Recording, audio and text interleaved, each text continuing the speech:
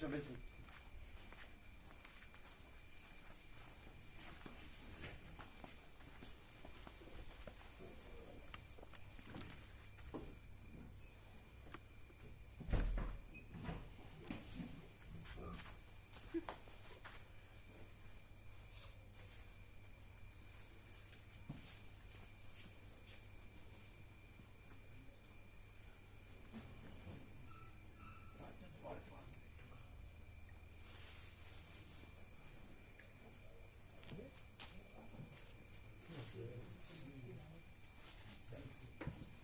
हमको क्या लगता है मन में उसने साक्षात है ना बाद में ऐड किया होगा ऐसा लगता है. बाकी हमने साक्षात पहले यहाँ नहीं सुना था और आप भी सुनो ना पहले तो साक्षात शब्द नहीं सुना था बाद में आया था. फर्स्ट टाइम तो था कि સુખ શાંતિ અને ના ભગવાનના ખોળામાં હોય એવું લાગે છે. એમાં સાક્ષાત શબ્દ નહીં था पहली लाइन में. पहली बार में तो वो बाद में था, उसके बाद जब दोबारा उन्होंने बोला तो वो फिर पहले आ गया आया. तो आपने सुना था वो? हाँ, आया तो दोनों बाद में था. पहले नहीं वो वहाँ सुनने में आया लेकिन यहाँ नहीं बोले थे. यहाँ तो बाद में वो ऐड किया होगा ऐसा लगता है. तो ऐड कैसे यहाँ सुना नहीं, यहाँ सुना आपने, हमने नहीं सुना. हाँ, सुनाई तो नहीं है, लेकिन ऐसा हो तो नहीं सकता. तो बाद में जो डबल टाइम जो था वो यहाँ नहीं था. यहाँ तो एक ही बार बोले खाली એ સુખ શાંતિ અને ભગવાનના ખોળામાં હોય એવું લાગે છે. साक्षात शब्द नहोता. हाँ सुना. तो वो दो बार बाद में ऐड किया हो ना ऐसा लगता है. यहाँ तो एक ही बार बस उतना ही बोले थे कि बोले थे. आपने दूसरी बार सुना था? हाँ सुना था. सुना था क्या सुना? साक्षात रिकॉर्डिंग में रिकॉर्डिंग वहाँ नहीं यहाँ. हाँ यहाँ तो नहीं सुना. हाँ. यहाँ नहीं सुना. हमने भी नहीं.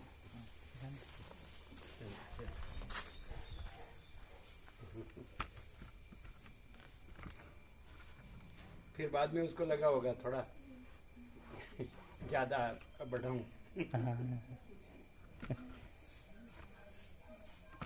इसमें क्या है नेचुरली जो होता है ना वो होना चाहिए. कृत्रिमता औपचारिकता आडंबर कुछ बढ़ाने का कुछ नहीं. जैसा है वैसा है. सूर्यनारायण भगवान है तो सूर्यनारायण भगवान है. आकाश भगवान है तो आकाश भगवान है. महासागर भगवान है तो महासागर भगवान है. बस ऐसा. धरती माता भगवान है तो धरती माता भगवान है. पवन देव भगवान है तो पवन देव भगवान है.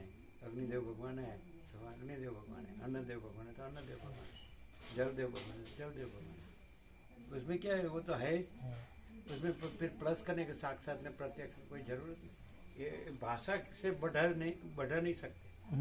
जो वो अपने से नेचुरल जो नॉर्मल रहे नेचुरल जो रहे वैसे वो पूर्ण है. हाँ ऐसा तो भाषा से कोई पूर्ण नहीं. भाषा से ही नहीं, वो भाव हाँ जो स्वयं प्रकाशता है वो तो फिर बोलो તમે પૂછી જુઓ. બ્રહ્મકૃપા હી કેવલ માણસ.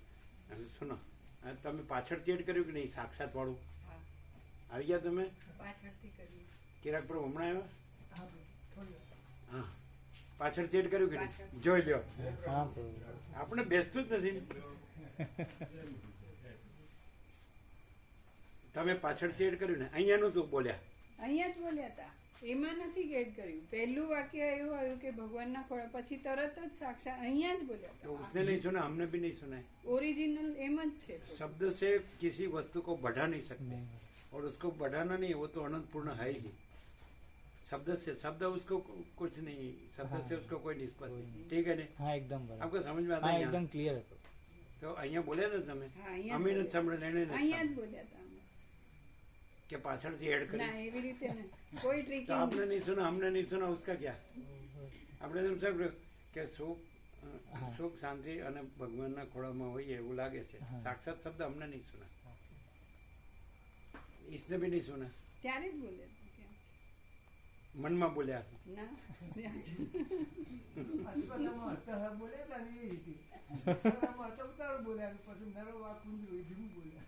તમે સાંભળ્યું તું? હા બસ એ ધસીને ના પાડે. એટલે અહીંયા બોલ્યા હતા તમે કે પાછળથી એડ કર્યું? ના પ્રભુ અહીંયા જ બોલ્યા હતા. અહીંયા જ. અમારે સાંભળવામાં નહીં આવે, એના સાંભળવામાં નહીં આવે. એમને તો કશું નથી સાંભળ્યું એવું પૂરું બોલ્યા. હે? આગળ પાછળ કશું નહીં સાંભળ્યું. અહીંયા અહીંયા જ ઊભા ઊભા? અહીંયા જ અહીંયા જ. अच्छा चलो बाबा आप सब हरिश्चंद्र के अवतार है.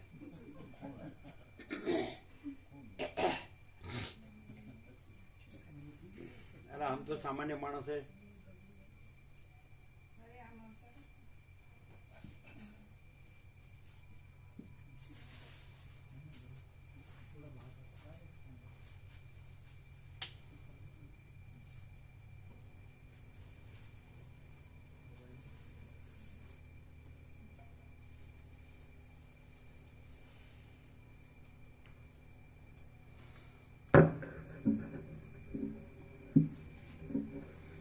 ઓમ ઓમ બરાબર ને?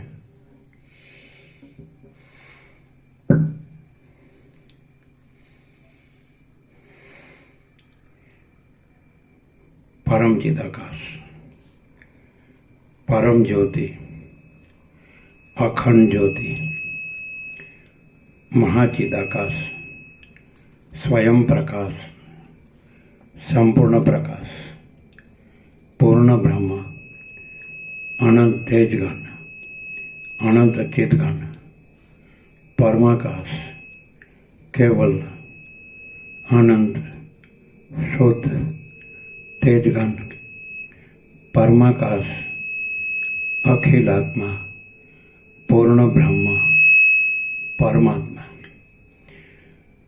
પરમ ચિદાકાશ, પરમ જ્યોતિ, અખંડ જ્યોતિ, અનંત, પૂર્ણ, પરમ ચિદાકાશ, પરમ શાંતિ, स्वयं सिद्ध, स्वयं प्रकाश, स्वयं पूर्ण, स्वस्वरूप, यही सब कुछ है, इसके सिवा कुछ नहीं है। शून्य भास, अनंत कोटि, महाकल्पो है ही नहीं। महाचिदाकाश, स्वयं प्रकाश, संपूर्ण प्रकाश, महाचिदाकाश ज्योति, अनंत, अखंड, अभेद, महाचिदाकाश ज्योति, महातत्व, महासामान्य, महाचिदाकाश, स्वसंवेद्य, सहज निर्विकल्प, महाचिदाकाश, परम कैवल्य, परम शांति, परम चिदाकाश, अनंत, पूर्ण, निरपेक्ष, सत, अनंत, संपूर्ण, अपरिघ, निर्भ्रांत, निरपेक्ष, वशिष्ठराम, निर्वाण उत्तरार्ध, राउंड 40मो राउंड।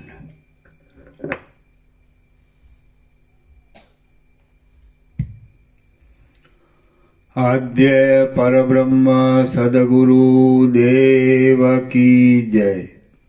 ओम श्री परमात्मने नमः।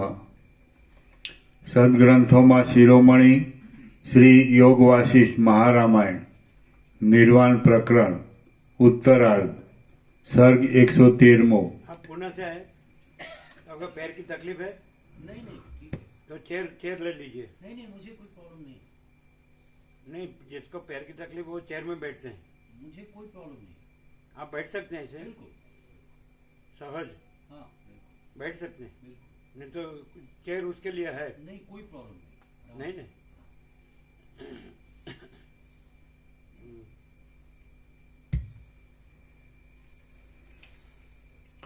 सर्ग 113 समुद्રના વૈભવનું વર્ણન પેજ નંબર 1480 1480।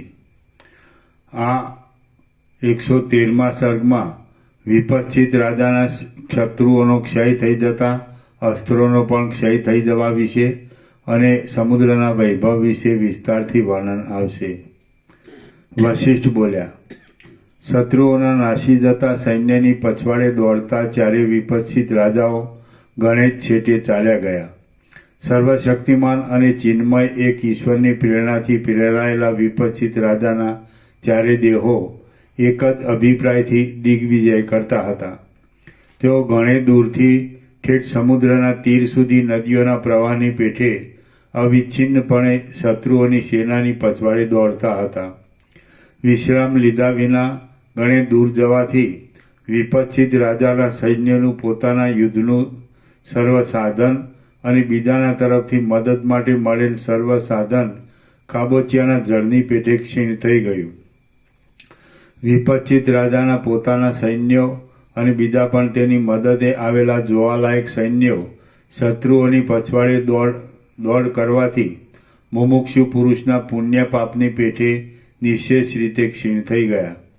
જેમ અગ્નિની જ્વાળાઓના સમૂહને બાળવાનો કશો પદાર્થ ન મળતા તે પોતાની મેળે જ આકાશની અંદર શાંત થઈ જાય છે, તેમ વિપચ્છિત રાજાના સૈન્યમાં અસ્ત્રો પણ કૃતકૃત્ય થઈ જવાને લીધે પોતાની મેળે જ આકાશમાં શાંત થઈ ગયા.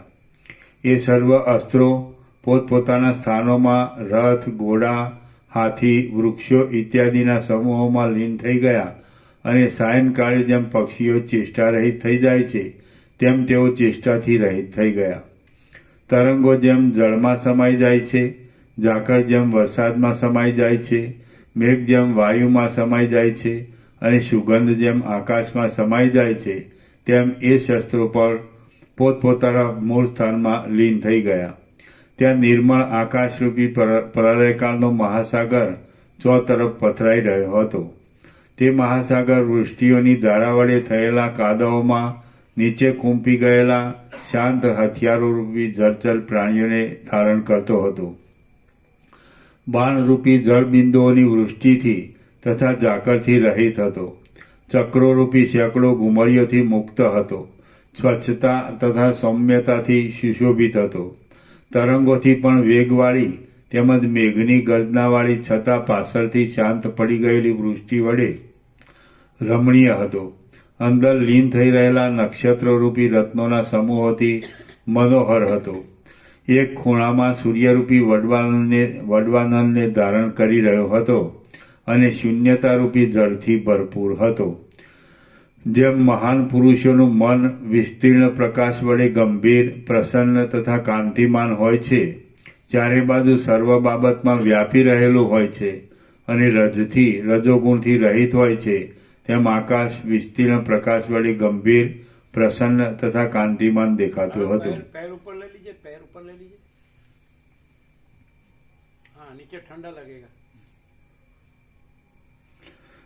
જેમ મહાન પુરુષોનું મન વિસ્તીર્ણ પ્રકાશ વડે ગંભીર, પ્રસન્ન તથા કાંતિમાન હોય છે, ચારે બાજુ સર્વ બાબતમાં વ્યાપી રહેલું હોય છે અને રજોગુણથી રહિત હોય છે, તેમ આકાશ વિસ્તીર્ણ પ્રકાશ વડે ગંભીર, પ્રસન્ન તથા કાંતિમાન દેખાતું હતું. ફરીથી.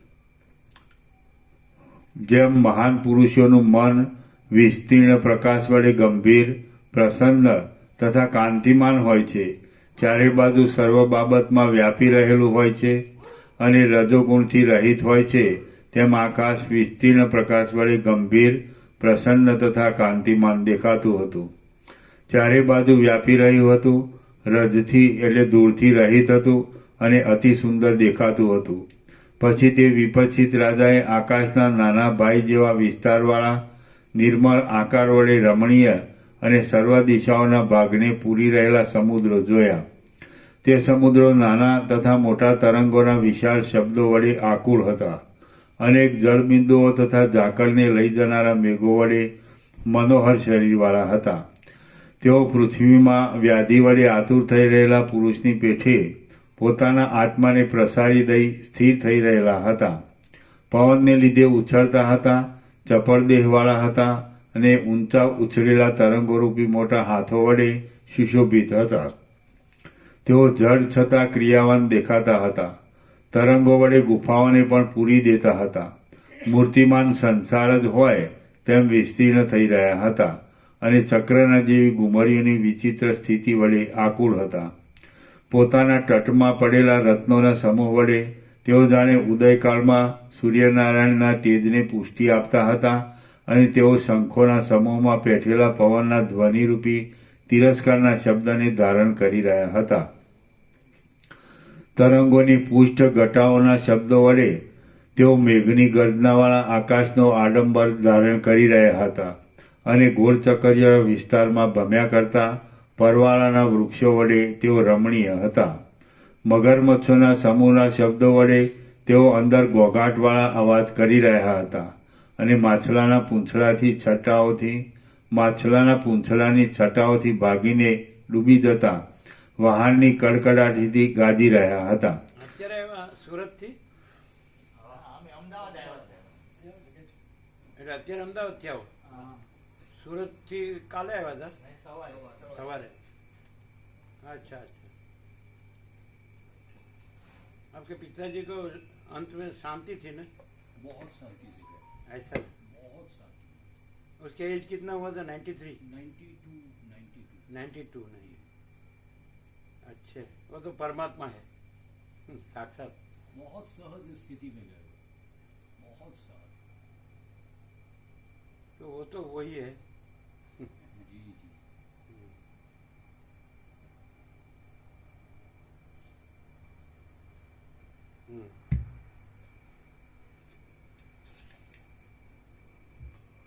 ડોકને ઊંચી કરી રહેલા તથા ઊનના વસ્ત્ર પહેરનારા સમુદ્રના મનુષ્યોના સમૂહને ઘડી જનારા કાચબા તથા મગરમચ્છો વડે તેઓ સુશોભિત હતા અને સૂર્યનારાયણના હજારો કિરણોના તરંગોમાં પ્રતિબિંબ પડવાને લીધે જાણે મૂર્તિમાન આકાશ હોય એવા દેખાતા હતા. વિસ્તારવાળા ષઢમાં અથડાવાને લીધે બુમાટ કરી રહેલા પવન વડે ચાલતા તથા હાલક ડોલક થતા માલ ભરેલા વાહનો વડે તેઓ રમણીય હતા અને અંદર રહેલા મણીઓના સમૂહોને તરંગોએ બહાર ઉછાળવાથી બળાત્કારથી ઉત્પન્ન થતા ઝણઝણાટના અવાજવાળા હતા. જળની અંદર રહેલી પોતાની બળરૂપી ભુજાઓ વડે તેઓ અનેક પ્રકારે ક્રીડા માત્રથી સૂર્યમંડળને સ્પર્શ કરી રહ્યા હતા. यहाँ चिदाकाश को समुद्र की उपमा दी गई है ऐसा. જળની અંદર રહેલી પોતાની બળરૂપી ભુજાઓ વડે તેઓ અનેક પ્રકારે ક્રીડા માત્રથી સૂર્યમંડળને સ્પર્શ કરી રહ્યા હતા અને ડૂબી જતા તથા બહાર નીકળતા કાંતિમાન રત્નમાણિક્યના સમૂહોથી સુશોભિત હતા. ફીણવાળી ઉછળતી ચકરીઓમાં ફર્યા કરતા મગરમચ્છોના સમૂહ વડે તેઓ રમણીય હતા અને કોઈ ઠેકાણે જળ હાથીઓની સૂંઢો ઊંચી થવાથી તેઓ ક્ષણવાર જાણે વાંસના વનો જ ઊભા હોય એવા દેખાતા હતા.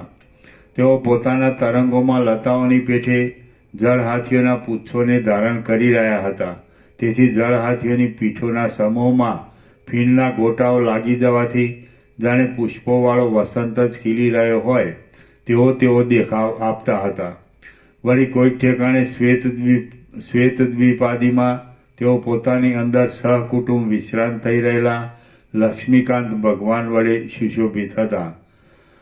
તેઓ પોતાના એક દેશમાં રહેલા નાના પ્રકારના અસંખ્ય દેવદાનવોના આશ્રયરૂપ હતા અને ફીણરૂપી તારાઓવાળા નવીન તરંગોના સમૂહ વડે આકાશને હસી કાઢતા હતા. ગુફામાં રહેલા મચ્છરાના પેઠે પાતાળરૂપી ઊંડા ખાડામાં પડેલા તથા બહાર નીકળવામાં ભયભીત થઈ રહેલા પર્વતોને તેઓ મૂળ શાખાની પેઠે અચળપણે ધારણ કરી રહ્યા હતા અને પોતાના ઉછળતા જળ તરંગોના સમૂહ વડે તેઓ કાંઠે રહેલા પર્વતને અત્યંત નીચા બતાવતા હતા. મોટા રત્નોના કિરણોના ફેલાવરૂપી અંકુરોને તેઓ આકાશરૂપી ક્ષેત્રમાં આરોપી દેતા હતા અને તેઓ શુદ્ધ છીપોના મુખમાંથી બહાર નીકળેલા મોતીઓ વડે ઢંકાયેલી રેતીવાળા હતા. નાના પ્રકારના રત્નોના કિરણોરૂપી રેશમી સૂત્ર વડે વિચિત્ર દેખાતા તરંગોથી તેઓ મનોહર હતા. પ્રવેશ કરતી નદીઓ વડે રમણીય હતા અને છેડાઓ રૂપ થઈ રહેલી દિશાઓથી જાણે વણવા માટે પાથરેલા વસ્ત્રો હોય તેવા દેખાતા હતા. કોઈ એક ઠેકાણે તેમના ઇન્દ્રનીલમણીના તટો પોતાની અંદર રહેલા મોતીઓની સેંકડો છીપો વડે ચિહ્નવાળા હતા અને તેથી તેઓ રમણીય એવી સેંકડો ચંદ્રમાના જેવી સુશોભિત નખોની શોભાને ધારણ કરી રહ્યા હતા. ઝળક્યા કરતા રત્નોના કિરણોને લીધે તેઓ સંદેહ ઉપજાવતા હતા અને તરંગોના પ્રદેશોમાં પ્રતિબિંબિત થઈ રહેલી કાંઠે રહેલી પ્રફુલ્લ તાલીના વનોની પંક્તિઓને તેઓ પોતાના તરંગોના પરિવર્તનથી ચંચળ દેખાડતા હતા. તેઓ કાંઠે આવેલા વનોની લતાઓમાંથી ખરી પડેલી એલચી, લવંગ, કંકોલ આદિના ફળોની માળાને ગ્રહણ કરવાની ઈચ્છા રાખનારા જળચર પ્રાણીઓના સંચારવાળા હતા. તેઓ જળમાં પ્રતિબિંબિત થઈ રહેલા આંબા તથા કદમ આદિ વૃક્ષોમાં તેમના અગ્રભાગમાં બેઠેલા પક્ષીઓને છેતરીને તેમને કાંઠાની નજીક ખાઈ જનારા જળચર પ્રાણીઓના પંજાઓના શબ્દવાળા હતા. આકાશમાં ગતિ કરનાર સિદ્ધ આદિ દેવતાઓના પ્રતિબિંબ પડવાથી ભયથી આમ તેમ ભાગતા જળચર પ્રાણીઓને લીધે તેમના મહાન સેતુઓના બંધો ક્ષણવારમાં ભાગી ગયા હતા.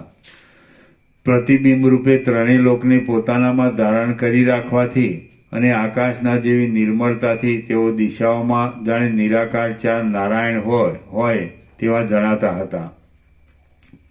અતિ ગંભીરતાથી, અતિ નિર્મળતાથી, અતિ વિસ્તારથી અને અતિ વૈભવથી આકાશને ગળી જઈ તેઓ જાણે તેને પાછું પોતાના હૃદયમાંથી પ્રતિબિંબ રૂપે બહાર દેખાડતા હતા.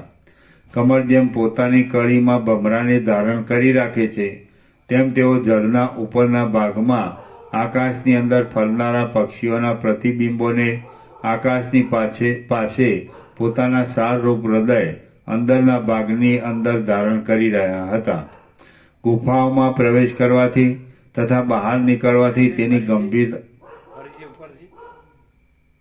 કમળ જેમ પોતાની કળીમાં ભમરાને ધારણ કરી રાખે છે તેમ તેઓ જળના ઉપરના ભાગમાં આકાશની અંદર ફરનારા પક્ષીઓના પ્રતિબિંબોને આકાશની પાસે પોતાના સારરૂપ હૃદય કૌંસમાં અંદરના ભાગની અંદર ધારણ કરી રહ્યા હતા. ગુફાઓમાં પ્રવેશ કરવાથી તથા બહાર નીકળવાથી તેની ગંભીરતાને બતાવતા તેમજ તરંગોની સાથે ચપળતાથી અથડાતા પવનો વડે તેઓ આકાશનો સ્પર્શ કરતા હતા અને પ્રલયકાળના વાદળાના નિવાસરૂપ હતા. ગુફાઓની અંદર થયા કરતા ચકરીઓના મહાન શબ્દો વડે તેઓ વજ્રના જેવા અતિ ભયંકર હતા અને પોતાને ગળી જનાર અગત્ય ઋષિને તથા વડવાનલને જાણે તેઓ ગુફાની અંદર ગળી ગયેલ સમજતા હોય એમ દેખાતા હતા. અનેક જળબિંદુઓ રૂપી પુષ્પોવાળા, તરંગોના સમૂહરૂપી વૃક્ષોવાળા અને લહરોરૂપી મંજરીવાળા પોતાના જળરૂપી વનને તેઓ જાણે આકાશને અડકી ગયેલ સમજતા હોય તેવા થઈ રહ્યા હતા. તે સમુદ્રના તરંગોના સમૂહો ઉપર માછલા વગેરે જળચરો તરતા હતા અથવા તેમાં ઊંચે ઉડતા આકાશચારી પ્રાણીઓ નીચે પડતા હતા. આથી એ તરંગો જાણે આકાશના ખંડો જ શસ્ત્રો વડે ખંડિત થતા નીચે આવી પડ્યા હોય એવી ભ્રાંતિ ઉપજાવતા હતા.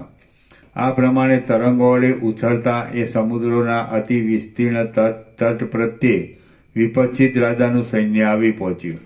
ત્યારે ચારે બાજુ અતિ વિસ્તારવાળા એ તીરના ઉપરના પ્રદેશમાં ઠેઠ આકાશને અડેલા પર્વતોના શિખરોની ઉપર એલચી, લવંગ, બકુલ, બોલસરી, આંબલી, તમાલ, હિંતાલ, નાના તાલ વૃક્ષ અને તાલ આદિ વૃક્ષોના પાંદડા નૃત્ય કરતા હતા.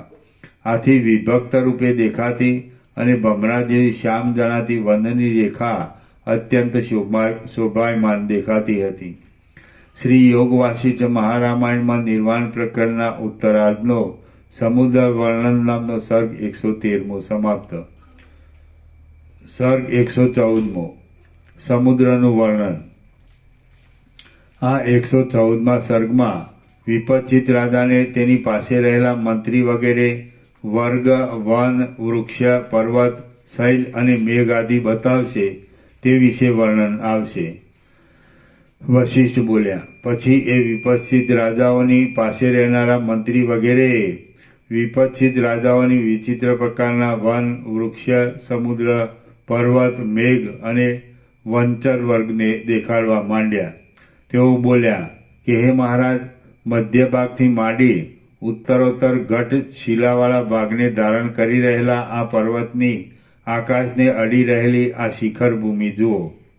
અતિ ઊંચાઈને લીધે તે તીવ્ર વાયુવાળી છે અને વિહાર કરતા દેવ, ગાંધર્વ આદિ વડે તે યુક્ત છે. જુઓ, આ બકુલ, પુન્નાગ, નાળિયેર આદિના સમૂહો વડે આકુળ થયેલી વનની પંક્તિઓ વિવિધ પ્રકારના સુગંધી વાયુઓ વડે ભરપૂર છે. જુઓ, સમુદ્ર પોતાના તરંગોરૂપી દાંતરડા વડે પર્વતની પાસેની ભૂમિને ઉખેડી નાખે છે. વળી જુઓ, પર્વતોની અંદર રહેલા શિલાઓના સમૂહને તથા ઠેઠ મૂળ પર્યંત ફળો વડે અને પલ્લવો વડે વ્યાપ્ત વનોની પંક્તિઓને પણ તે ઉખેડી નાખે છે. બાળક જેમ ઘરમાં રહેલી ધુમાડાની પંક્તિને વીંઝણાના પવનથી કંપાવે છે, તેમ સમુદ્ર વૃક્ષલતા આદિરૂપી હાથ વડે નૃત્ય કરતા અને પોતાના સ્વેદરૂપ જળબિંદુઓ વડે યુક્ત પર્વતોની ઉપરની ભૂમિકામાં વિશ્રાંત થઈ રહેલી મેઘોની પંક્તિઓને પવન વડે કંપાવે છે. પૂનમને દિવસે પૂર્ણચંદ્રના ઉદય સમયે મહાસાગરમાં ભરતી આવે છે. તેથી તેના પૂરમાં તણાઈ આવીને પોતામાં ભરાઈ રહેલા શંખોવાળી શાખાઓ વડે સુશોભિત એવા આ તટના વૃક્ષો જાણે ચંદ્રબિંબોરૂપી ફળને ધારણ કરી રહેલા મૂર્તિમાન કલ્પવૃક્ષો હોય તેવા શોભે છે. રત્નોના જેવા સુંદર પુષ્પોના બાર વડે પરિપૂર્ણ અને રાતા પલ્લવરૂપી હાથ વડે રમણીય એવા આ વૃક્ષો લતારૂપી સ્ત્રીઓ સાથે કેમ જાણે આપની પૂજા કરતા હોય તેવા દેખાય છે. આ વૃક્ષવાન નામનો પર્વત તરંગો સાથે તણાઈ આવતા મગરમચ્છોને ગળી જનારા અને શિલાઓરૂપી દાંતવાળા પોતાના ગુફારૂપી મુખો વડે રીંછની પેઠે જાણે ગુરકી રહ્યો છે. જેમ યુદ્ધ કુશળ પુરુષ પોતાના શત્રુઓને જડ વાક્યો વડે તરસોડે છે, તેમ આ મહેન્દ્ર પર્વત પોતાની મંદ ગર્જના વડે પોતાની ઉપર ગંભીર ગર્જના કરનારા વરસાદોને તરછોડે છે. ચંદન વડે ખરડાયેલો ઊંચો અને સુશોભિત આ મલ્યાચળરૂપી મલ્લ જાણે સમુદ્રની તરંગોરૂપી ભુજાઓની ચાતુરીને જીતવા તૈયાર થઈ રહ્યો હોય એવો દેખાય છે. સૂર્યના માર્ગમાં ગતિ કરનાર દેવતાઓ ચારે બાજુથી નિરંતર રત્નવાળા તરંગો વડે વ્યાપેલા આ સમુદ્રને વિશે પૃથ્વીના રત્નમય કંકણોની ભ્રાંતિ થવાથી તેને જોઈ રહ્યા છે. રત્નોને પોતાના મસ્તક ઉપર ધારણ કરી રહેલા અને પવનનું પાન કરનારા નાના પર્વતો વનોના સમૂહથી ભરપૂર છે. વાયુના વેગથી વનનું કંપવું થવાથી તેઓ ચંચળતાને ધારણ કરે છે અને ઊંચી નીચી ગતિ વડે જાણે સર્પોની પેઠે ગતિમાન થઈ રહ્યા હોય તેવા દેખાય છે. તરંગોમાં ફરનારા સમુદ્રના મગરમચ્છો તથા શિખરોમાં ફરનારા અરણ્યના હાથીઓ તરંગોનો તથા શિખરોનો સંપર્ક થતાં એકબીજાને પકડી લેવાની ઈચ્છાથી પોતાના મુખને તથા સૂંઢને પહોળા રાખી ફર્યા કરે છે. અને તેઓ વાદળા પછવાડે ચાલનારા તથા જળબિંદુઓને વરસાવનારા મેઘોની પેઠે જોનારના ચિત્તને હરી લે છે. તેમાં આ એક હાથી દૈવયોગે અગાધ જળમાં આવી પડવાથી ચક્રી વડે ગોથું ખાઈ ગયો છે અને પોતાની સૂંઢ વડે પાણીની દિશાઓમાં ફેંક્યા કરતા છતાં તે પાણીથી પૂર્ણ રીતે મૂંઝાઈ રહેલો છે. જુઓ, તે પાણીમાંથી પોતાનું માથું ઊંચું કરી શકતો નથી, તેથી પોતાની સૂંઢને અત્યંત ઊંચી કરીને મરી જાય છે. હમણાં જેમ સમુદ્રો જળ વડે ભરેલા છે અને પર્વતોને લીધે વિષમતાવાળા ખરબચડા છે, તેમ સર્વદ્વીપોની ભૂમિઓ પણ હમણાં તેવી થઈ રહી છે. જેમ બ્રહ્મ જગતોને ધારણ કરી રહ્યું છે, તેમ આ સમુદ્ર પોતાનાથી અભિન્ન છતાં ભિન્ન જેવી જણાતી, પોતાથી જુદા રૂપે સ્ફુટપણે દેખાતા છતાં પણ અસત્ય તરંગો વડે તરલતાવાળી, અંદર જળ છતાં બહાર ચંચળ દેખાતી અને અંતવાળી છતાં અનંત રૂપે જોવામાં આવતી ચકરીઓને ધારણ કરી રહેલો છે. મંથન કરવાના સમયે દેવતાઓએ સમુદ્રનું સર્વસ્વ હરી લીધું. તે વખતે ઇન્દ્રિએ અસુરોથી છુપાવી રાખી રત્નોને સંઘરી રાખ્યા. તેમ તેણે તે સમયે દેવતાઓથી પણ છુપાવી રાખી સૂર્યરૂપી અનેક મણિઓને પોતાની અંદર સંઘરી રાખેલા છે. તે સૂર્યરૂપી મણિઓ અત્યંત તેજોમય હોવાથી ઠેઠ પાતાળમાંથી પણ સ્પષ્ટ રીતે દેખાય છે. સમુદ્ર તે પોતાના જળની અંદર પ્રતિબિંબ રૂપે જાણે અસત્ય રૂપે દેખાવડો હોય તેમ ગુપ્ત રીતે પોતામાં ધારણ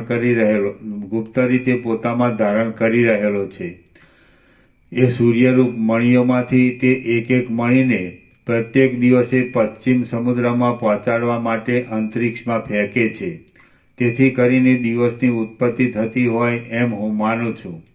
જેમ યાત્રામાં અનેક દેશના લોકો ભેગા થાય છે અને તેનો ભારે કોલાહલ થઈ રહે છે, તેમ સમુદ્રની અંદર અનેક દિશાઓના તથા દેશોના જળો સારી રીતે પરસ્પર ભેગા થઈ ગયા છે અને તેનો ભારે કોલાહલ મચી રહ્યો છે. હું એમ ધારું છું કે યુદ્ધના ઉત્સાહવાળા જીવોમાં જળચર જીવો સર્વથી વધારે ઉત્સાહી છે. કેમ કે પૂર્વ સાગર અને પશ્ચિમ સાગર એ બંનેનો સમાગમ થતાં પરસ્પર એકબીજામાં અથડાવું થવાથી તેમનું યુદ્ધ કોઈ દિવસ શાંત થતું જ નથી. જળમાં રહેવાથી ગ્લાનિ પામી ગયેલા માછલા તરંગોના ઉપરના ભાગમાં નૃત્ય કરી રહ્યા છે. તેથી ચકરીઓના જેવો ડોળ દેખાડનારા જળના બિંદુઓ રૂપી મોતીઓથી આ વાયુ જાણે આપને ભેટ વળી ભરી દેતો હોય તેમ વાય છે. આપ તે જુઓ. નદીઓ રૂપી મુક્તાલતા. નદીઓ રૂપી મુક્તાલતા એટલે મોતીની લતાઓની અંદર વચમાં રહેલા મેઘોરૂપી ઉત્તમ મણીઓ સમુદ્રના કંઠમાં લટકી રહ્યા છે. તેથી તેઓ ચપળતા વડે એકબીજામાં અથડાવાથી જાણે ખણખણાટનો અવાજ કરી રહ્યા હોય એવા જણાય છે. ઘોઘાટને લીધે અરુચિ ઉત્પન્ન કરનારી મહેન્દ્ર પર્વતની ભૂમિમાં આવ્યા પછી સિદ્ધ અને સાધ્ય દેવતાઓને અરુચિ ઉત્પન્ન થઈ છે અને તેઓ ગુફારૂપી ઘરમાં રમણ કરવા માટે સમુદ્ર માર્ગે પાછા વળ્યા છે. જુઓ, તેમને આ વાયુ અત્યંત સુખ ઉપજાવે છે. મંદરાચળ પર્વત પોતાની ગુફાઓમાંથી બહાર કાઢેલા પવનના પ્રસારથી વનભૂમિને કંપાવી રહ્યો છે અને આકાશમાં પુષ્પોની વૃષ્ટિ વિસ્તારી મૂકી છે. વીજળીરૂપી ચપળ નેત્રવાળા આ મેઘોરૂપી હરિણો આંબાઓના વૃક્ષોથી અને નાના મોટા કદંબોના વૃક્ષોથી ભરેલા ગંધમાદન વનની ગુફાઓમાં પ્રવેશ કરે છે. હિમાલય પર્વતની ગુફાઓમાંથી બહાર આવેલા અને મેઘોને તથા સમુદ્રના તરંગોને ભેદી નાખનારા આ વાયુઓ લતારૂપી કંકણોને નચાવતા નચાવતા વાયા કરે છે. હે મહારાજ, આંબાઓના અને કદંબોના અગ્રભાગના સ્પર્શથી સુગંધવાળા થયેલા ગંધમાદન વનના વાયુઓ સમુદ્રના તરંગોમાં અથડાય છે. કુબેરની અલકાપુરીના કેશપાશપણાને પ્રાપ્ત થયેલો, તેના ઉપરના ભાગમાં રહેલો અને વરસાદોને વીંટાયેલો વાયુ વનવીથીઓમાં પુષ્પવર્ષા વરસાવતો આ તરફથી ચાલ્યો આવે છે. ડોલર તથા મંદારના સમૂહોની મધુર સુગંધ વડે મનોહર, મંદ અને જાણે જલબિંદુઓથી યુક્ત હોય તેવા અત્યંત શીતળ આ પવનનો આપ અહીં અનુભવ કરો. નાળિયેરના વૃક્ષો તથા લતાઓને કંપાવાથી તીખા અને સુગંધી આ પવનો પૂર્વ દિશા તરફ પારસિક દેશના નગરો પ્રત્યે જાય છે તે આપ જુઓ. પુષ્પો વડે સુશોભિત મહાદેવજીના પ્રમદ વનમાં કપૂર આદિથી સુગંધી થઈ રહેલા મેઘોને કંપાવતા અને કૈલાસના કમળોના સમૂહોને પણ ધ્રુજાવનારા આ વાયુઓ વાય છે. મોટા મદોન્મથ હાથીઓના કુંભસ્થળોમાંથી નીકળતા મદના વહેવાથી મંદ ગતિ કરનારા વિંધ્યાચલની ગુફાના વાયુઓ એક વિચિત્ર જાતના શબ્દને ઉત્પન્ન કરતા રહે છે. મલયાચલ પર્વત બિલ્લોની સ્ત્રીઓના શરીર ઉપર જૂના પાંદડાના સમૂહને ફેંકી રહ્યો છે. તેથી પાંદડારૂપી વસ્ત્રો વડે, બિલ્લો વડે અને તેના બાણો વડે પૂર્ણ થઈ રહેલી આ વનની પંક્તિઓ નગરના જેવી દેખાય છે. સમુદ્રો, પર્વતો, નદીઓ, વરસાદો અને વનની પંક્તિઓની પોતાની અંદર ધારણ કરી રહેલી આ દિશાઓ આપના પ્રતાપ બળથી પ્રસન્ન થઈ જાણે હસતી હોય તેમ સૂર્યના કિરણો વડે દેદીપ્યમાન દેખાય છે. આ પ્રદેશની અંદર પર્વતની નજીક આવેલી વનવીથીઓમાં વિદ્યાધરોએ રચેલી પુષ્પશૈયાઓની બંને બાજુએ અળતાના ચિહ્નવાળા પગલાં સારી રીતે ઉઠેલા છે. તેથી તે શૈયાઓ રમણ કરતો પુરુષ થાકી જવાથી નીકળી જઈ સુંદર યુવતીએ પુરુષના જેવો સુરત વ્યવહાર કર્યો હોય એમ સૂચવે છે. શ્રી યોગવાસિષ્ઠ મહારામાયણમાં નિર્વાણ પ્રકરણના ઉત્તરાર્ધનો દિગ્દર્શન નામનો સર્ગ 114મો સમાપ્ત. સર્ગ 115મો વન પર્વત આદિનું વર્ણન. આ 115મા સર્ગમાં પાસેના હજુરિયાઓ રાજાને ચારે દિશાઓના વનો, પર્વતો, વૃક્ષો, નદીઓ, સમુદ્રો, પક્ષીઓ, મેઘો અને પવનો ઇત્યાદિનું વર્ણન કરી બતાવશે. સેવકો બોલ્યા, હે મહાશય, આ પર્વતને વિશે લીલામાં તરબોળ થયેલી લલનાઓ સાથેના કિન્નરગણો ઉત્તમ ભાવો તથા ઉત્તમ રસોને લીધે દિવસના કામકાજ ભૂલી ગયા છે અને પોતાના લતાઓના સમૂહવાળા ઘરમાં વિશ્રામ કરીને તેઓ અવ્યક્ત તથા મધુર ધ્વનિવાળા ગીતો ગાય છે તથા સાંભળે છે. આ હિમાલય, મલિયાચળ, વિંધ્યાચળ, સહ્યાદ્રી, ક્રૌચ પર્વત, મહેન્દ્ર પર્વત, મધુર મંદર અને દુર્દર આદિ પર્વતો ધોળા વાદળારૂપી વસ્ત્રો વડે સુશોભિત છે.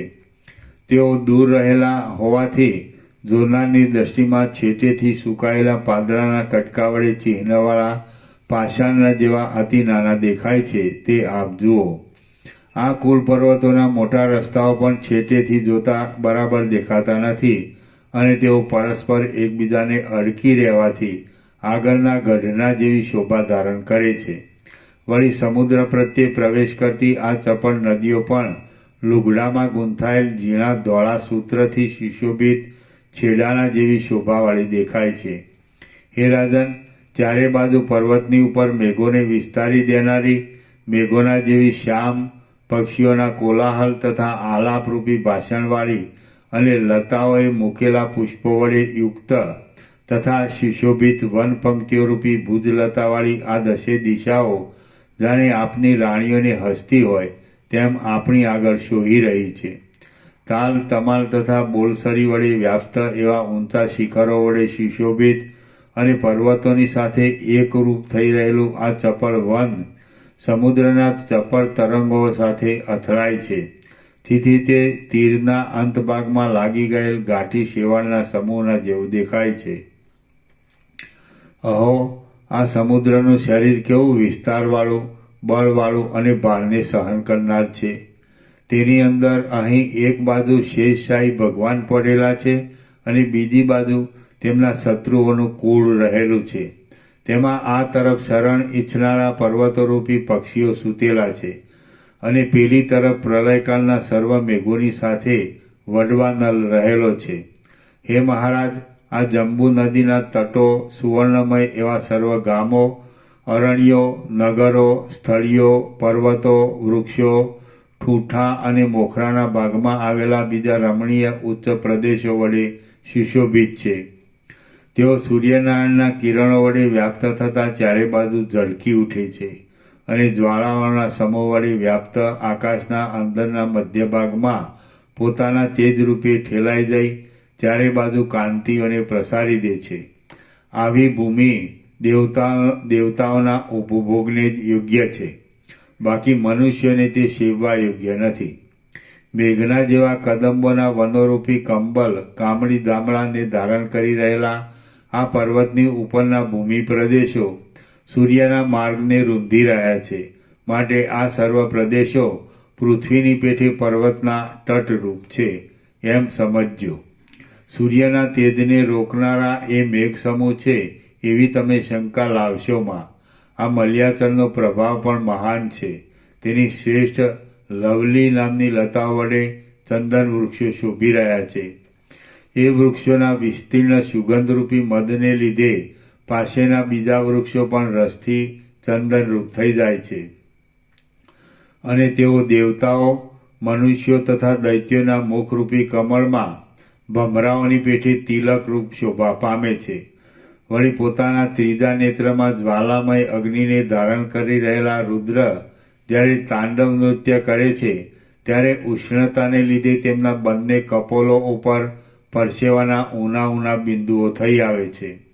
સ્ત્રીઓ જેમ સૂરજ સમયે પોતાના કપોલો ઉપર આવેલા પરસેવાના બિંદુઓને અંગૂઠાથી તથા આંગળીથી લૂછી નાખી તેમને શીતળ કરે છે, તેમ આ પર્વત પણ પોતાના સુગંધરૂપી મદથી રુદ્રના કપોલ ઉપરના પરસેવાના ટીપાને લૂછી નાખી તેમને શીતળ કરે છે. સમુદ્ર વડે ધોવાયેલા સુવર્ણમય તટોમાં ઉગેલા અને મોટા સર્પોના શરીરો વડે વીંટાયેલા ચંદન વૃક્ષોથી સુશોભિત થઈ રહેલો તેમજ વિદ્યાધરોની સ્ત્રીઓના મુખ કમળની કાંતિના સમૂહ વડે રહેલો બીજી પણ સર્વ શિલાઓને સુવર્ણમય બનાવી આ મલ્યાચલ પર્વત આપણી પાસે દેખાય છે. શબ્દ કરી રહેલા વાંસની નિકુંજોમાં, શિલા, શિખર આદિ કઠોર પ્રદેશોમાં, ગુફાઓમાં અને નદીઓમાં થયા કરતા તાલના શબ્દોથી ગુંજી રહ્યા છે અને કડીઓમાં રહેનારા ભમરાઓ તેમના ગીતોનો આડંબર સાંભળવામાં આસક્તિને લીધે મૌન ધારણ કરી રહ્યા છે. જુઓ, આ કવચાચલ પર્વત એ ભમરાઓથી સુશોભિત છે. કુંભીનસ નામના સર્પો આ પર્વતની અંદર ફર્યા કરતા અને ઉત્તમ શ્યામ મેઘોને ઈચ્છનારા મયુરોના શબ્દો સાંભળીને ઉદ્વેગ પામ્યા છે અને તેઓ ઘણા જૂના સમયના તથા કોતરવાળા જૂના વૃક્ષોના સ્તંભોની અંદર સંતાઈ રહે છે. હે મહારાજ, આ ક્રૌચ પર્વતના તટ ઉપર કોમળ કનકલતાથી રચેલા મનોહર મંદિરોને વિશે પોતાના પતિ સાથે વિલાસ કરી રહેલી લલનાઓના હાથ કંકણો હાલી રહ્યા છે. તેથી તેમનો ભારે ખણખણાટ રાગી પુરુષોને શ્રવણ માત્રથી જ કાનને રસાયણ જેવો આનંદ આપી રહ્યો છે. તે આપ સાંભળો. સમુદ્રમાં જળબિંદુઓનો સમૂહ હાથીના ગંડ સ્થળોમાંથી સ્ત્રવતા મદજળ વડે મિશ્રિત થઈ ગયો છે. તેથી તે જાણે ચપળ તરંગોમાં ભમરાઓના સમૂહથી ચવાયેલો હોય તેમ થઈ રહ્યો છે અને તે જાણે રોતો હોય તેમ જણાય છે. આ નિર્મળ ચંદ્રમાં અમૃતના મંથનથી ઉત્પન્ન થયેલા નવનીતના જેવા કોમળ શરીરવાળો છે અને તેવા જ કોમળ શરીરવાળી નક્ષત્રરૂપી સુંદરીઓ વડે તે યુક્ત છે. જુઓ, તે ક્ષીરસાગરમાં પ્રતિબિંબિત થઈ જઈ જાણે પોતાના પિતાના ખોળામાં જળક્રીડા કરતો હોય તેવો થઈ રહ્યો છે. આ બાલલતાઓ મદોન્મત્ત તથા સુંદર કોયલોના અવ્યક્ત તથા મધુર સૂક્ષ્મ ધ્વનિ વડે રમણીય છે. ભમરાઓ રૂપી ચપળ નેત્રને ધારણ કરી રહેલી છે. રાતા પલ્લવો રૂપી હાથોમાં પુષ્પો વડે સુશોભિત છે અને વસંત સંબંધી ઉત્સવના વિલાસરૂપી તિલકવાળી છે. જુઓ, તેઓ મલ્યાચલના નિર્મળ શિખર ઉપર નૃત્ય કરે છે. સ્વાતિના સમયમાં વરસાદના બિંદુઓ પડે છે ત્યારે પર્વતોમાં વાંસોની અંદર, સમુદ્રમાં જળને ઈચ્છનારી છીપોની અંદર તેમજ ગંધ હસ્તીઓના કુંભસ્થળોની અંદર એમ 3 સ્થાનોમાં મુક્તા પર થાય છે. મોતીઓની આ ત્રણ જાતિ સ્થાનની શુદ્ધિ પ્રમાણે નાની મોટી થાય છે અને તે જ પ્રમાણે તે ઉત્તમ ગુણવાળી પણ થાય છે. પર્વત, સમુદ્ર, પુરુષ, મેઘ તથા ડેડકાની જાતિમાં, શિલામાં અને હાથીમાં નાના આકારના મણિઓ રત્નો થાય છે. હે મહારાજ, તે મણિઓ તાપની શાંતિ કરે છે, શત્રુઓનું ઉચ્ચાટન કરે છે, તેમજ તેમને મારણ, જ્વર, ભય, ભ્રાંતિ, અંધપણું, ખેદ તથા પરિતાપ ઉપજાવે છે.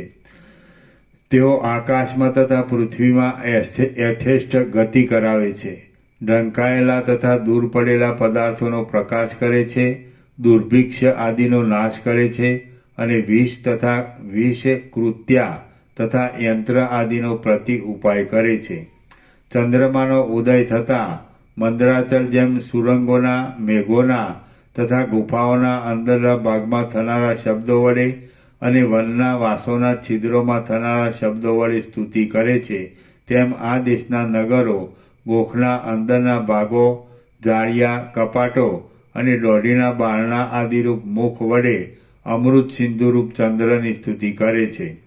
ઉપર તણાતા જતા વાદળાને જોઈ મુગ્ધ સિદ્ધાંગનાઓ, અરે આ પવન શું કોઈ શિખરને ઉડાડી જાય છે કે શું, એવી શંકા કરે છે અને અત્યંત ચકિત થઈને તેઓ ઊંચું મોં કરીને તેને ઉત્સાહભેર જોઈ રહે છે.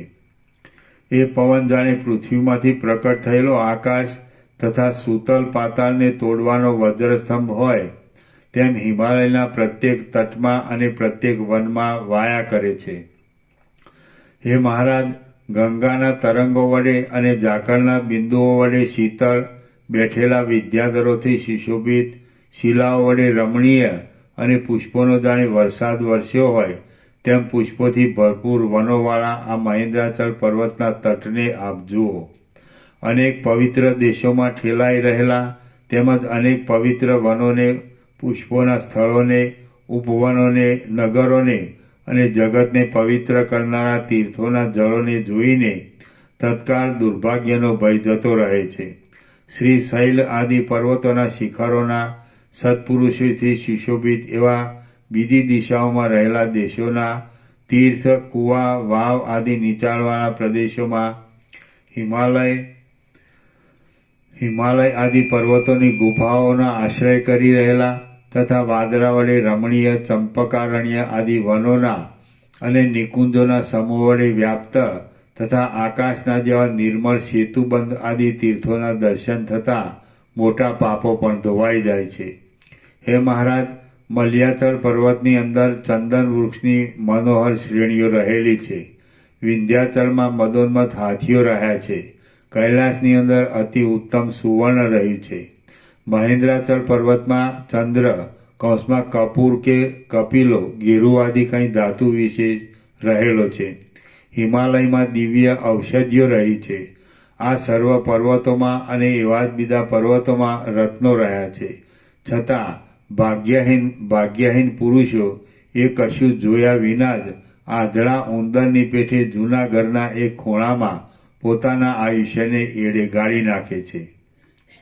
મેઘરૂપી અંધકારથી વીંટાયેલી આ દિશાઓ આખા જગતને ઠેઠ અંતરિક્ષ લોક સુધી જાણે એક મોટા તળાવરૂપ બનાવી દેતી હોય એવી દેખાય છે અને તેની અંદર ચપળ વીજળીઓ જાણે તળાવમાં માછલીઓ ફરતી હોય તેમ ફર્યા કરે છે. અહો, આ વરસાદના વાયુઓ પોતે ઝાકળવાળા છે, છતાં ભૂમિ ઉપર નીચે પડેલી ઝાકળની ધારાઓને સૂકવી દે છે. ધારાબંધ વરસનારા વરસાદોને પુષ્ટિ આપી મદોન્મથ કરે છે. શીત સ્પર્શ વડે મનુષ્યોના રોમાંચોને ખડા કરે છે અને સુસવાટાભેર વાયા કરે છે. આહાહા, શ્યામ મેઘોના પ્રસારને અનુસરનારો ધીર પુરુષોના સમૂહની જેમ સ્થિર ઉભેલા અંકુરો, વૃક્ષો અને વનના મધ્ય ભાગોમાં ફરવાથી સુંદરતાવાળો અને વૃષ્ટિ સંબંધી જળબિંદુઓના સમૂહો વડે અત્યંત ધીર આ પવન વૃક્ષોના પલ્લવોને અને પુષ્પોના ગુચ્છાઓને વિખેરી દેતો વાયા કરે છે. જેમ સ્વર્ગલોકમાંથી નીચે ભૂલોકમાં આવેલા જીવો પોતાની કાંઈ પૂર્વ પુણ્ય સંબંધી વાસનાને જરા તરા પણ ધારણ કરે છે, તેમ આ વાયુઓ સંભોગ વડે દબાયેલી સ્ત્રીઓના નિશ્વાસોથી વૃદ્ધિને અને ગંધને ધારણ કરે છે. ભૂમંડળની અંદર આવેલા સર્વ કમળોનો વિકાસ કરવામાં તથા પુષ્પલતાઓની કલિકાઓને ઉગાડી દેવામાં તત્પર થઈ રહેલા અને કોમળ વસ્ત્રને ભેદી નાખવામાં ચતુર આ શીતળ સુગંધી વાયુઓ વાય છે. જેમ પુષ્પોની વિચિત્ર પંક્તિઓ વડે સુવાસિત થઈ રહેલા રાજાના આંગણાની અંદર તેના ઉત્તમ નોકરો પુષ્પોને કચર્યા વિના ફર્યા કરે છે, તેમ આ પવનો પણ આકાશની અંદર રહેલા સંધ્યાકાળના વાદળાને કોમળ જ કંપ આપીને વાયા કરે છે. આ શિખરના વાયુઓ વાઈ રહ્યા છે તેઓ કોઈક ઠેકાણે પુષ્પોના ગંધવાળા છે, કોઈક ઠેકાણે કમળોના સમૂહના ગંધવાળા છે, કોઈક સ્થળે પુષ્પોની વૃષ્ટિ કરનારા છે, કોઈક ઠેકાણે સુંદર કેસરાઓને વરસાવનારા છે, કોઈક ઠેકાણે બરફ વડે ધોળા છે અને કોઈક સ્થળે તે ધાતુઓના સંકર્ષને લીધે લીલા, પીળા તથા શ્યામ વર્ણવાળા છે. તેઓ સુરતથી એટલે સંભોગથી થાકી ગયેલા પુરુષના પ્રસ્વેદને શીતળતાથી નિવૃત્ત કરે છે. કિંકરની પેટે સૂર્ય જાણે મૂર્ખનો સોબતી બનીને પોતાના આજ્ઞાકારી કિંકર એવા સૂર્યકાંતમણીઓ દ્વારા પોતાના કિરણો છોડે છે અને ગુફાઓમાં રહેલા પ્રાણીઓ તરફ અંગારા વરસાવે છે. આથી પ્રાણીઓ બળી જાય છે અને મોટા કોલાહલ સાથે આક્રંદ કરે છે. પુરુષના સમાગમરૂપી રસાયણમાં અતૃપ્ત રહેલી અને તેથી મદ વડે નિર્લજ થઈ ગયેલી કોઈ સ્ત્રી અહીં શરીરથી પોતાના પ્રિયતમનું આલિંગન કરે છે. પોતાના પ્રિયતમનું આલિંગન કરે છે ત્યારે પુરુષ સુરતમાંથી ઉપરામ પામવા માટે જ તે કામના બહાના કાઢી તેને છેતરવાની જે યુક્તિ કરે છે તે યુક્તિ વિષની મૂર્છાના વડે થનાર પોતાના મરણની પેઠે એ સ્ત્રીથી સહી શકાતી નથી.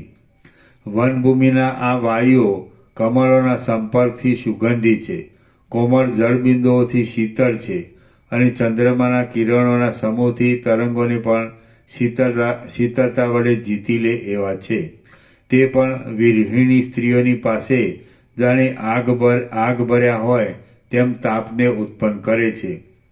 આ પૂર્વ સમુદ્રના તટરૂપી નિમ્ન પ્રદેશની અંદર વિકટ નગોળના પાંદડારૂપી વસ્ત્રને ધારણ કરી રહેલી, કાંસ્ય આદિના વલયો વડે યુક્ત પોચાવાળી અને નવા મદરૂપી આસવને ઉત્પન્ન કરનારા યૌવન વડે સુશોભિત ભીલ લોકોની આ સ્ત્રીઓ કેવી રીતે ચાલી જાય છે તે આપ જુઓ.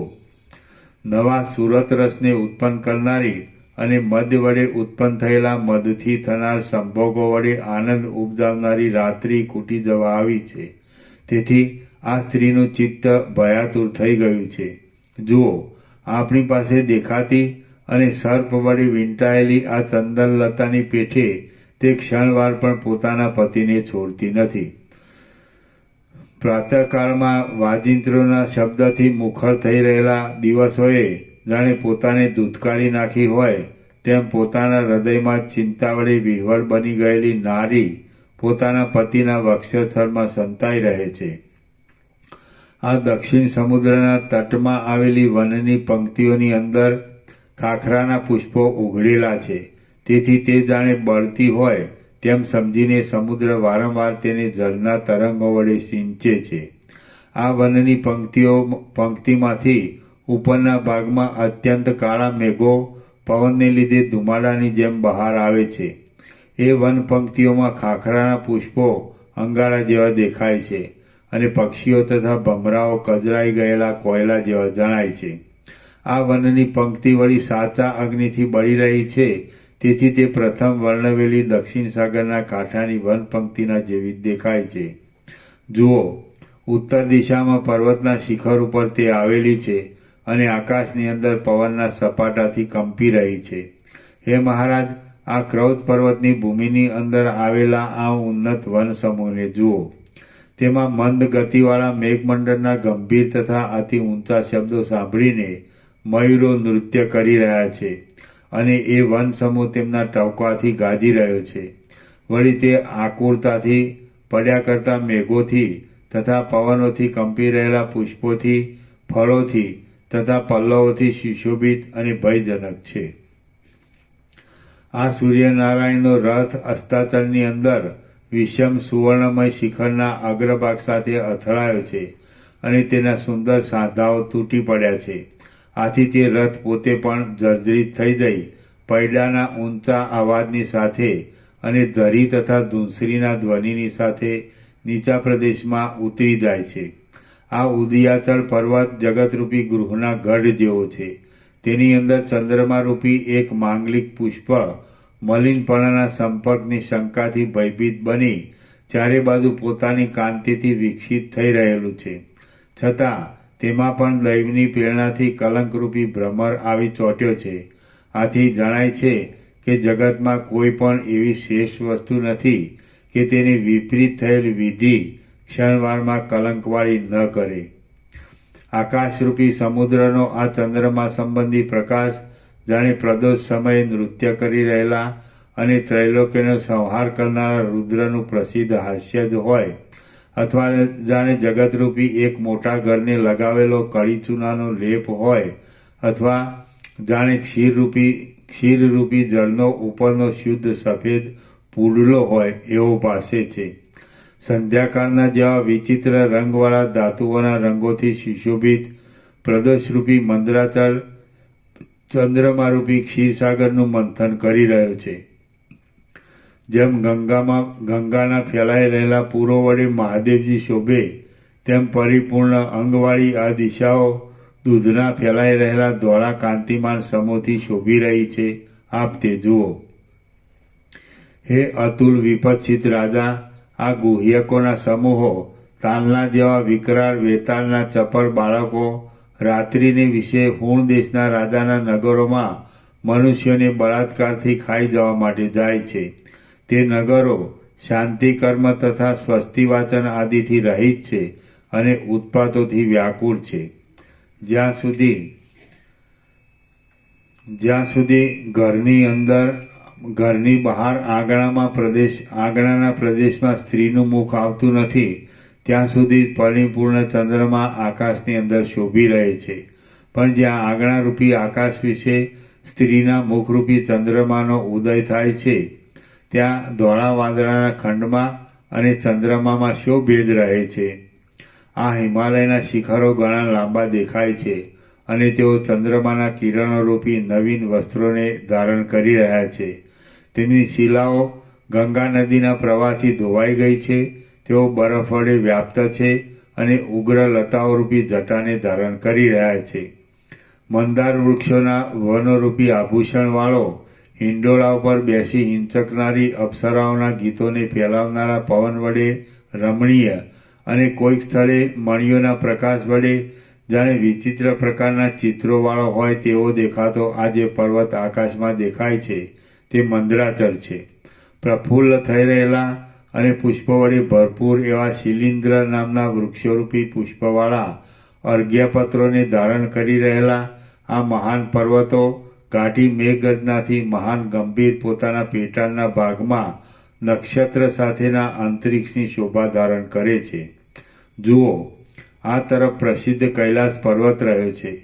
તેની ચારે બાજુ વ્યાપી રહેલા અતિ ભારે કાંતિ પ્રવાહને લીધે જાણે આકાશમાં કાર્તિક સ્વામીના ક્રીડાગૃહની કોઈ બાંધેલી ભૂમિ હોય એવો ભાવ દેખાય છે.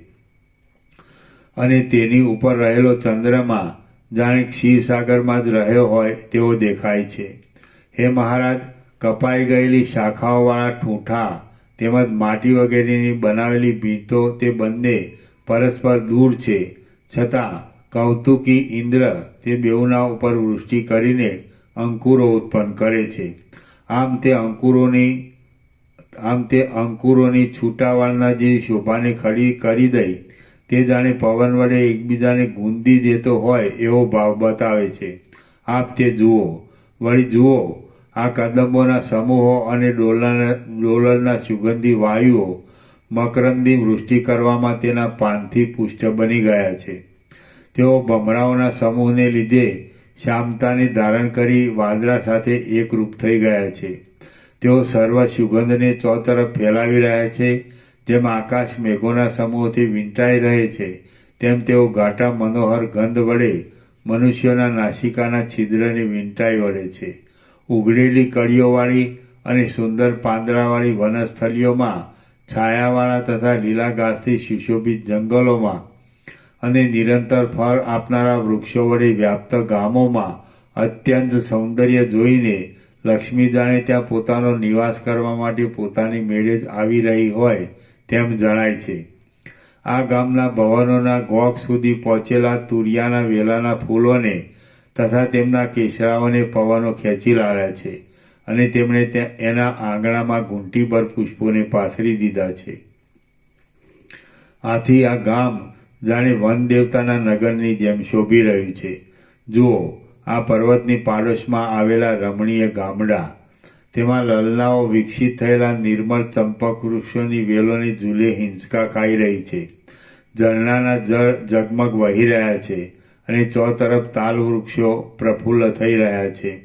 વળી તેમાં ખીલેલી તથા ઉજ્જવળ મંજરીઓથી રમણીય દેખાતા લતા મંડપોને વિશે મયુરો નૃત્ય કરી રહ્યા છે અને તેમાં ઊંચા ગઢો ઉપર કે સાલ વૃક્ષો ઉપર મેઘો લટકી રહ્યા છે. વળી પવન વળી ચપળ તથા વિચિત્ર પલ્લવોવાળી લતાઓથી સંપૂર્ણ એવા લીલા ઘાસવાળા સ્થળોથી સુશોભિત શબ્દ કરી રહેલા લાવક, કોક, કકુટ આદિ પક્ષીઓની ઘટાવાળા ગાયન કરી રહેલી ભીલ લોકોની સ્ત્રીઓ વડે રમણીય અને દહીં, મધ, દૂધ તથા ઘીનું પાન કરવાથી પુષ્ટ થઈ રહેલા બાળકો તેમજ નિર્ભય વાછડાના આશ્રયરૂપ આ પર્વતના ગામડા જાણે બ્રહ્માજીના વિશ્રામ માટે કોઈ અમૃતમય મનોહર મંડપ બનાવેલો હોય તેવા લાગે છે. શ્રી યોગ વાસિષ્ઠ મહારામાયણમાં નિર્વાણ પ્રકરણના ઉત્તરાર્ધનો વિપચિત અનુચર કૃત પદાર્થ વર્ણન નામનો સર્ગ 115મો સમાપ્ત. ઓમ ઓમ ઓમ. નંબર 1491. પ્રસાદ આપી દો.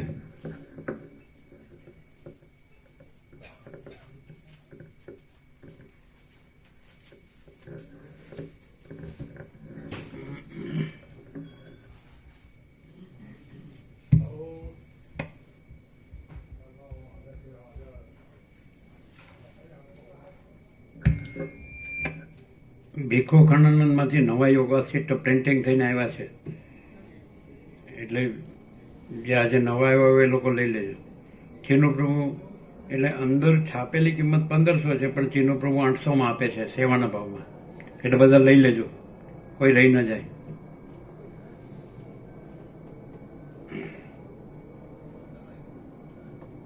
તમે ઈશ્વરપુરા તમે લીધો? શું કે છે?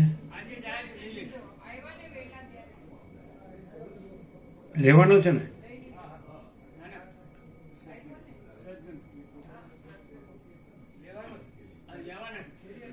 લેવાનો છે ને? સુરત વાળાને સુરત આમ 1500 છાપેલી કિંમત છે, પણ ચીનુ પ્રભુએ સેવાના ભાવમાં 800 આપે છે, 800 એટલે લઈ લેજો નવી. અને એમાં એ લોકોએ ઉપર જ નિત્ય દર્શન મૂક્યું છે, અહીંનું નિત્ય દર્શન મૂક્યું છે. તમારે લેવાનું હોય ગાંધીનગર, બરાબર, બતાડશો તો જ ખબર પડશે એવું લાગે.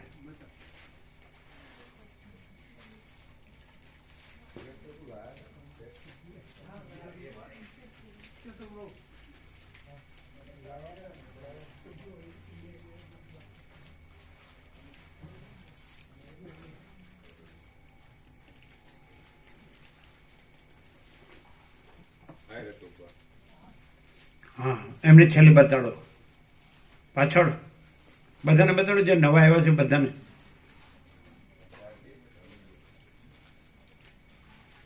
પેલું પણ બતાડજો, અહીંનું નિત્ય દર્શન છે.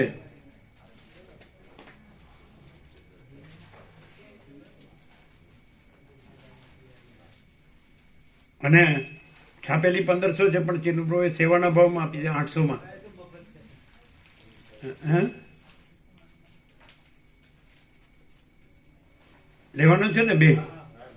એમને કવર આપજો, આમને બતાડજો, સુરત વાળાને, ગાંધીનગર વાળા જે નવા આવ્યા છે ને બતાડજો, એટલે બધા લાભ લઈ શકે, એટલે સેવાના ભાવમાં આપી છે.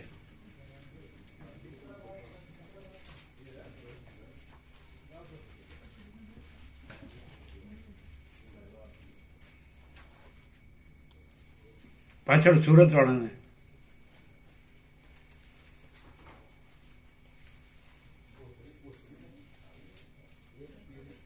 અહીંનું નિત્ય દર્શન એમણે પહેલા પાના પર આપ્યું, બંને ભાગમાં.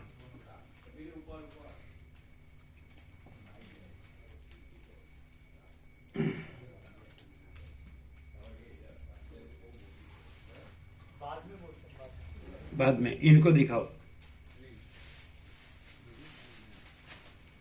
जो प्रसाद वाला हाथे नहीं अड़ता.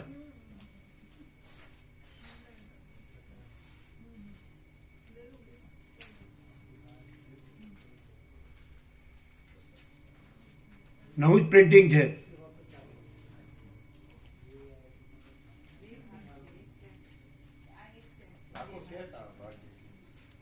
लेंगे प्रभु, अभी बाद में लेते हैं. हाँ ठीक है, જેણે લીધો એનું નામ લખી લેજો.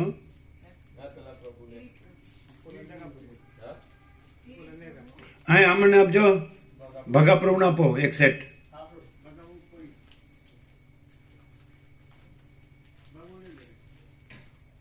હા, ભગા પ્રભુનું નામ લખજો. પછી પેલા ઈશ્વરપુરાવાળા પ્રભુનું નામ લખ્યું.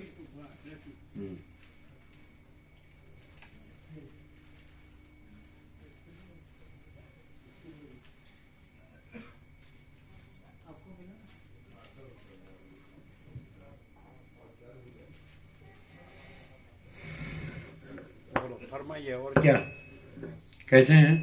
जी, आपके दर्शन के लिए आए स्वास्थ्य अच्छा है? जी। ऐसा उतना अच्छा तो नहीं है, क्यों?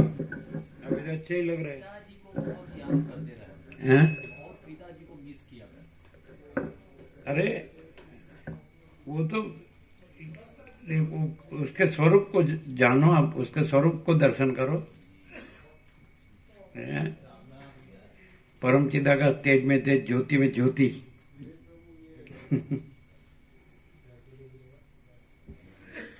वो तो आकार है, वो आभास है, वो नहीं है।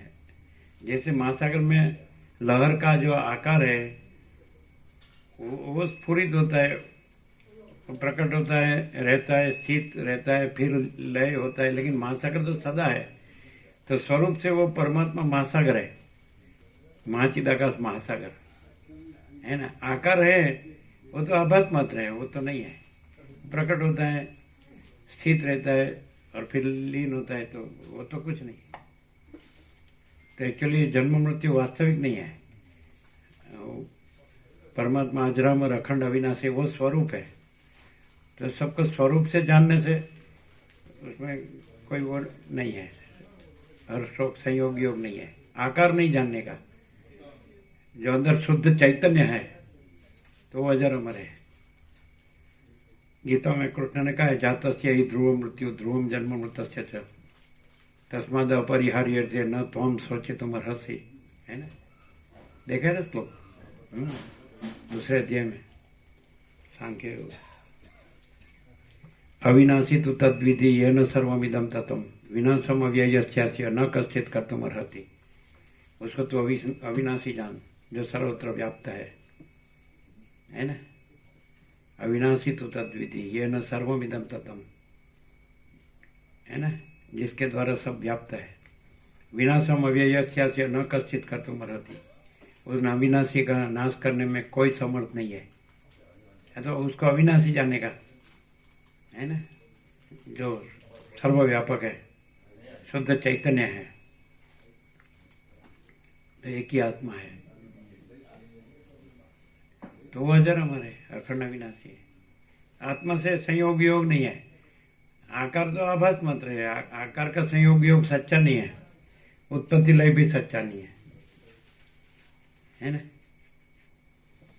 नैनम छिंदन्ति शस्त्राणि नैनम दहति पावक न चैनम क्लेदयन्त्यापो न शोषयति मारुत अच्छेद्योयम अदाह्योयम अक्लेद्यो शोषेयव च नित्य सर्वगत स्थाणु रचलोयम सनातन। तो है ही, उसको कुछ नहीं होता है ना। जैसे वस्त्र भी हम नहीं है, पाषांसी जीर्णानी, ऐसे कि नहीं, वो गीता में कृष्ण ने कहा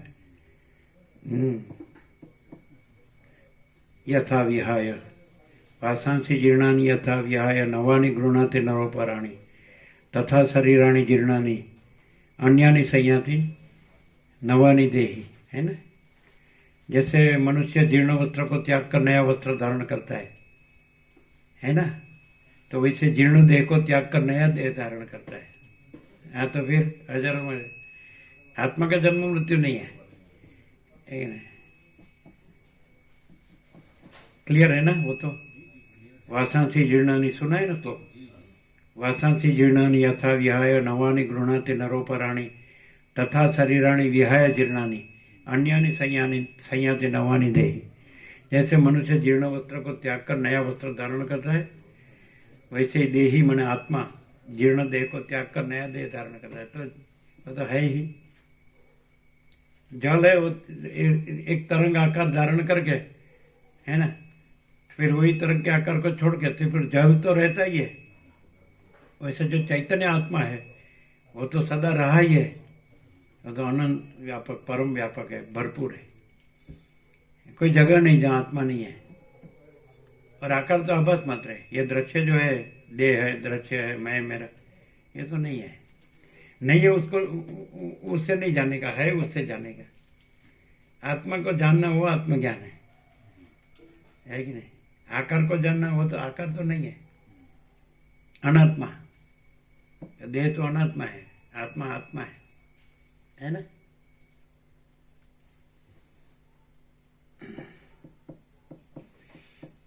પ્રસાદ આપ્યો બધાને? અચ્છા, બધાને ભોજન પ્રસાદ ફૂલ આપજો હો, ચિરાગ પ્રભુ બધા.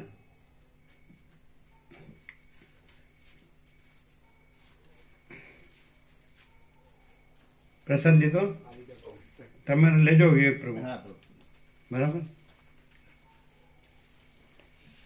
એ કેવું વર્ણન કર્યું વસિષ્ઠે કે ત્યાં લક્ષ્મીજીને વાસ કરવાનું મન થાય, બ્રહ્માજીને વાસ કરવાનું મન થાય, એવા સુંદર ગામડાઓને, પર્વતોને, નદી ઝરણાઓને, મહાસાગરોને, વનને, વનસ્પતિ ઔષધિઓને બધું કેવું વર્ણન છે.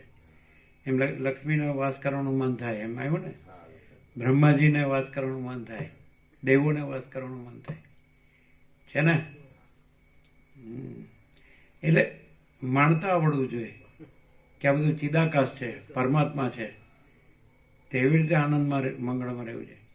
પછી એક દેહ પૂરતા મર્યાદિત રહીએ અને 4 દિવાલ પૂરતા જ મર્યાદિત રહીએ ન ખબર પડે. અનંત વ્યાપકમાં અનંત વ્યાપક રહેવું જોઈએ અને ચૈતન્ય પ્રકાશમાં ચૈતન્ય પ્રકાશ રહેવું જોઈએ, તો પરમાત્મા અનુભવાય. અનંત પ્રકાશ, અનંત આનંદ, અનંત શાંતિ. વસ્ત્ર આપણે નથી એમ દેહ પણ આપણે નથી.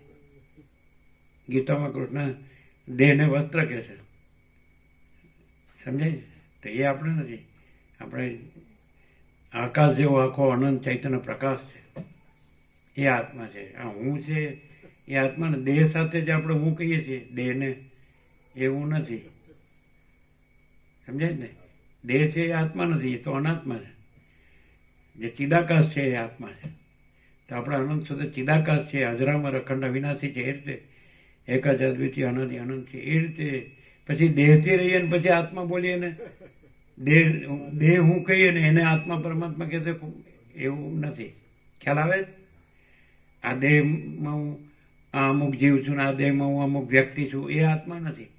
જે અનંત વ્યાપક છે, એક ही आत्मा है, अनंत है, आत्मा स्वयमेव है ना. आत्मा महाचिदाकाश, परमाकाश, पूर्ण બ્રહ્મ. આત્મા એટલે હું નહીં, જે જન્મે મરે છે, સુખી દુઃખી થાય છે, હું તું મારું તારું કરે, રાગ દ્વેષ કરે, એ નહીં. આ ભૌતિકતામાં જે રચ્યો પચ્યો રહે છે એ નહીં, ચૈતન્યતામાં જે રહે છે એ. આ જડ ભ્રાંતિ છે, એ નથી. આ કાંઈ નથી. ક્લિયર થાય છે કે નહીં?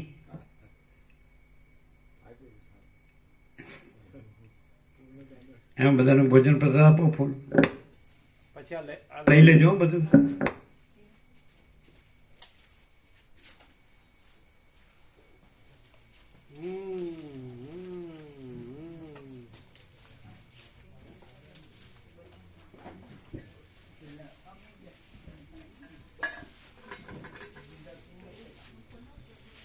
$1500 એની છાપેલી કિંમત છે.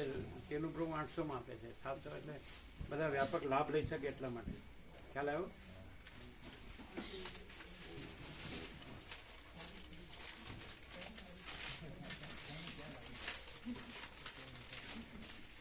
અહીંયા જે 40મો રાઉન્ડ છે એ છે, અને પહેલે પણ જોયું અહીંનું આખો સર્વમાન્ય થઈ જશે.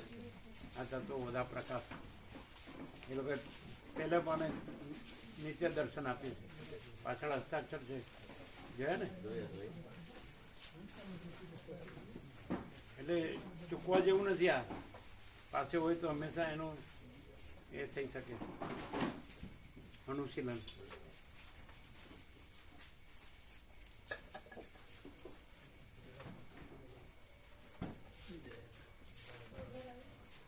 જોજો અંદર.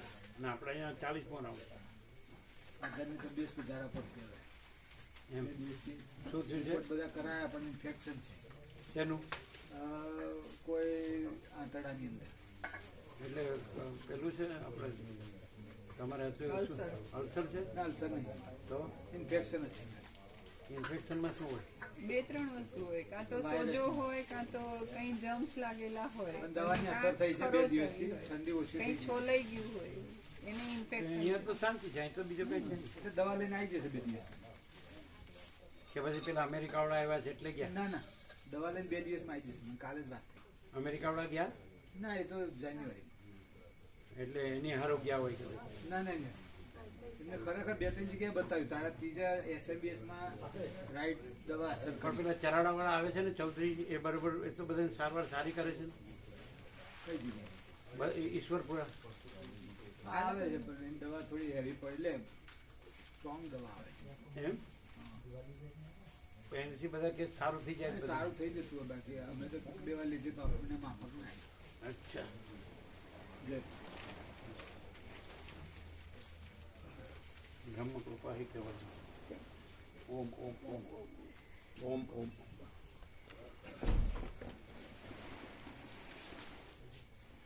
એમને બધું આપજો હો, ચાદર ને ઓઢણ મચ્છરદાની ઓછી ગુણ બધું उसको सब देना बना वाले वो तो बोला बाकी है चादर ओसी पिलो सब पिला। बाकी है। उसी किलो तो रखा है बाद में रखा है इनके जाने के और चादर मच्छरदानी भोजन पर सब देना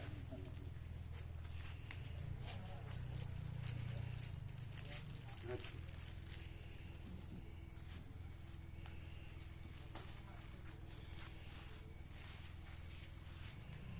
ओढ़ने में ये सब देना जी